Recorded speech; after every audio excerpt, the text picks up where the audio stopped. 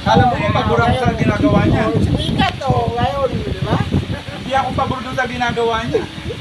Anong sabi ng mga eksperto? Wala talaga. Di ba against sa kanya? Ay, kung dito, kainin niya yung tayo. Sikat din, di ba? Puro kung ako ang magulang, hindi ako ano eh. Basta ako nagkakape ako, tapos bahala kayo dyan. Ayan, magtataki ni Boss Omid.